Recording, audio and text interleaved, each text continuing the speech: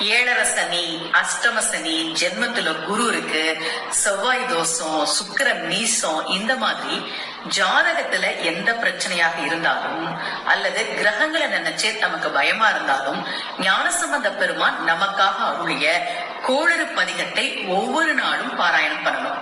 வேயுறு தோழி பங்கன் விடமுண்ட கண்டன் மிக நல்ல வீணை தடவி மாசரு திங்கள் கங்கை முடிமேல் அணிந்து என் உளமே புகுந்த அதனால் ஞாயிறு திங்கள் செவ்வாய் புதன் வியாழன் வெள்ளி சனி பாம்பு இரண்டும் உடனே ஆசரு நல்ல நல்ல அவை நல்ல நல்ல அடியார் அவருக்கு மிகவே. இந்த பதிகத்துல கோளறு பதிகம் அப்படின்னா கோள்களால் ஏற்படக்கூடிய தீமைகளை அறுக்கும் பதிகம் கோளறு பதிகம். இந்த பதிகத்துல நவ கிரகங்களோட பேரை சொல்லி ஞானசம்பந்த பெருமான் பாடுறார். ஞாயிறு திங்கள் செவ்வாய் புதன் வியாழன் வெள்ளி சனி பாம்பு இரண்டும் உடனே, ராகு கேதுன்ற இரண்டு பாம்புகள். இந்த நவ கிரகங்களால் ஏற்படக்கூடிய தீமைகளை பத்தி பயப்பட வேணாம்.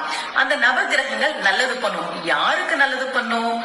அடியவர்களுக்கு. சிவபெருமானுக்கு அடியவர்களாக இருக்கிற போது நவ கிரகங்களால் எந்த தீமையும் ஏற்படாது என்று ஞானசம்பந்த பெருமான் நமக்காக அருளிய கோளறு பதிகத்தை ஒவ்வொரு நாளும் பாராயணம் செய்கிற போது கிரகங்களால் ஏற்படும் தீமை நிச்சயமாக குறையும்.